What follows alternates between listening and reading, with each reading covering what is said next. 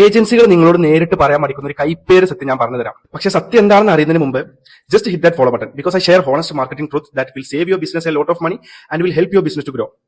Done? Okay, let's get into it. മിക്ക business ഓണർമാരും അല്ലെങ്കിൽ സിഇഒ ഫൗണ്ടേഴ്സ് ഒക്കെ മാർക്കറ്റിംഗ് ഏജൻസീസിനെ സമീപിക്കുന്ന എപ്പോഴാണ്?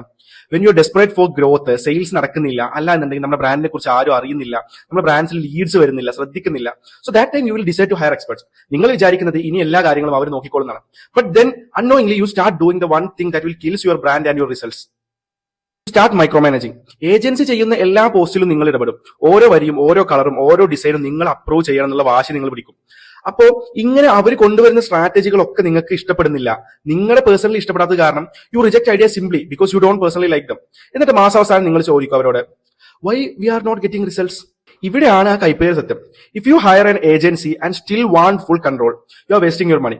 ചിന്തിച്ചു നോക്കൂ, you hired them because you couldn't do the things that properly for your own. ഒറ്റയ്ക്ക് ചെയ്യാൻ പറ്റുമായിരുന്നെങ്കിൽ പിന്നെ എന്തിനാണ് അവർക്ക് പണം കൊടുത്തിട്ട് അവർ നിങ്ങൾ ഹയർ ചെയ്തത്? Remember one thing, control without expertise creates a lot of confusion, right?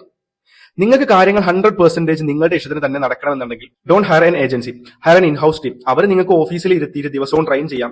But if you hire an agency, give them goals, not instruction, or don't give them restrictions. അവർക്ക് ലക്ഷ്യങ്ങൾ അല്ലെങ്കിൽ നിങ്ങളുടെ ഗോൾസ് എന്താണെന്ന് പറഞ്ഞു കൊടുക്കുക. അതിനുള്ള വേസ് അവർ കണ്ടെത്തിക്കോട്ടെ, അവർ വർക്ക് ചെയ്യട്ടെ. And also one thing, you don't hire experts to follow orders. You hire them to challenge your thinking and deliver outcomes. So ask yourself first, results ആണോ വലുത് അതോ നിങ്ങളുടെ ഈഗോ ആണോ വലുത്? If it result, trust the process. അപ്പൊ ബാക്കിയുള്ളവർക്ക് share ചെയ്ത് കൊടുക്കുക. ഇതുപോലുള്ള മിസ്റ്റേക്ക് നിങ്ങൾ വരുത്തുന്നുണ്ടെങ്കിൽ ഇന്ന് തന്നെ ചേഞ്ച് ചെയ്യുക. ഓക്കെ.